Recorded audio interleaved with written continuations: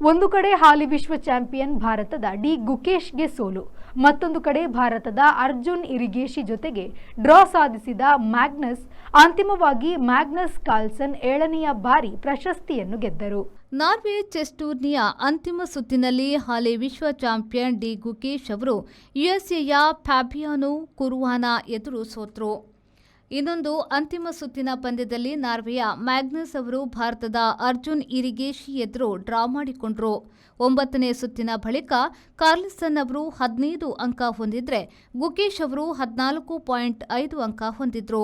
ಹಾಗಾಗಿ ಪ್ರಶಸ್ತಿಗೆ ಇಬ್ಬರ ನಡುವೆ ತೀವ್ರ ಪೈಪೋಟಿ ಇತ್ತು. 10ನೇ ಪಂದ್ಯ ಗೆದ್ದಿದ್ರೆ ಗುಕೇಶ್ಗೆ ಮೊದಲ ಬಾರಿಗೆ ನಾರ್ವೆ ಚೆಸ್ ಪ್ರಶಸ್ತಿ ಗೆಲ್ಲಲು ಅವಕಾಶವಿತ್ತು.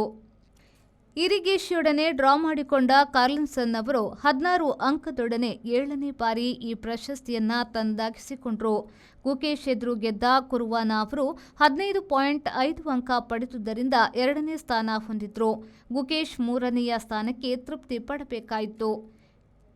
ಇನ್ನು ಮಹಿಳೆಯರ ವಿಭಾಗದಲ್ಲಿ ಉಕ್ರೇನ್ನ ಅನ್ನಾ ಮುಚಿಚುಕ್ 16.5 ಅಂಕದೊಡನೆ ಪ್ರಶಸ್ತಿ ಜಯಿಸಿದ್ರು. ಚೀನಾದ ಲೀ ಟಿಂಗ್ಸಿ 16 ಅಂಕ ಹಾಗೂ ಭಾರತದ ಕೊನೇರೋ ಹಂಪಿ 15 ಅಂಕ ಕ್ರಮವಾಗಿ 2-3ನೆಯ ಸ್ಥಾನವನ್ನ ಹೊಂದಿದ್ರು. ನಿಮ್ಮ ಮನೆ ಅಥವಾ ಕಟ್ಟಡದ ಬಿಲ್ ದುಬಾರಿ ಬರ್ತಾ ಇದೆಯಾ?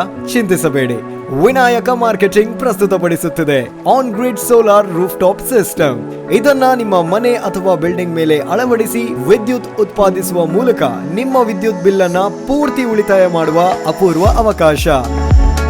ಬಿಸಿ ನೀರಿನಲ್ಲಿ ಸ್ನಾನ ಮಾಡಲು ವಿನ್ಸಮ್ ಸೋಲಾರ್ ವಾಟರ್ ಹೀಟರ್ ಅನ್ನು ಅಳವಡಿಸಿರಿ.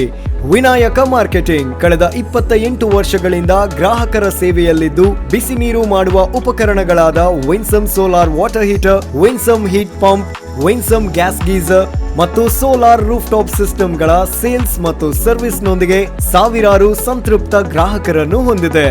ಮನೆ, guest house, hostel, hotel, lodge, ಹಾಸ್ಪಿಟಲ್ಗಳಿಗೆ ಅಳವಡಿಸಲು ನಮ್ಮ ಸೋಲಾರ್ ಪ್ರಾಡಕ್ಟ್ಗಳು ಬೇಕಾದಲ್ಲಿ ಸಂಪರ್ಕಿಸಿರಿ.